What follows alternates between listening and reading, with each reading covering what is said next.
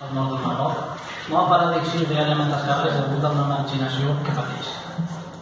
No és nou, sempre que han pogut han eixit al carrer, encara que després de la dictadura del Marroc utilitzava tota la repressió contra ells. El Rif és una zona que sempre ha pogut ser lliure i autoadministrar-se, però ni Espanya ni França ni el Marroc l'han deixat mai pau. Ocupant-la i massacrant-la amb el mesquí militar de elles armes com el napalm, que fins avui en dia encara és una de les regions del món amb més casos de càncer degut a les mateixes.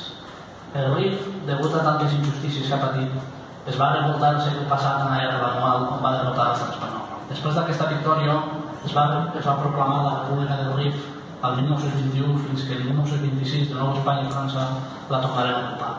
Les dècades posteriors van ser de repressió i violacions contínues per part de l'exèrcit espanyol, fins que un dia la va entregar al Marroc, després d'uns acords amb França. A dia d'avui, els descendents dels rifenys, l'Abdel Karim, pare de la República del Rif, tornen a eixir als carrers.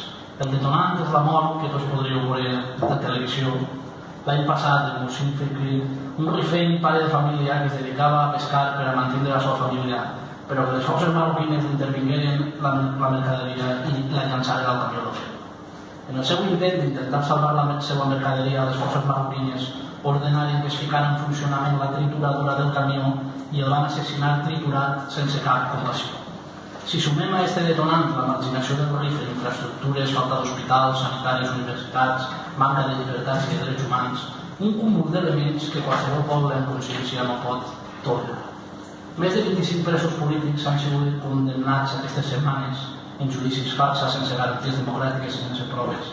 Presos polítics per denunciar la marginació econòmica, social i la manca de llibertats.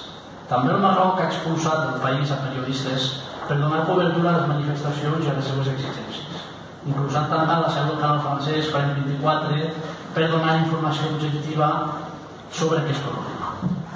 Per aquest motiu, des del grup Compromís de Pola Llarga volem que l'Ajuntament de Pola Llarga no es quedi al marge d'aquestes injustícies i més encara un tema que està a pocs quilòmetres. Proposem al ple els següents acords. Condemnar la repressió de la dictadura marroquina contra el moviment rifeny, com ja ha fet Amnistia Internacional. Mostrar la nostra solidaritat en el poble del Rif i les seves legítimes reivindicacions bàsiques per poder obtenir més llibertat, infraestructures, sanitat, educació i drets laborals. Demanar la llibertat immediata de totes i tots els presos polítics i que es garanteixin els seus drets polítics de manifestació i de reunió. Enviar aquest acord als grups polítics de les Corts Valencianes i del Congrés dels Diputats. Moltes gràcies.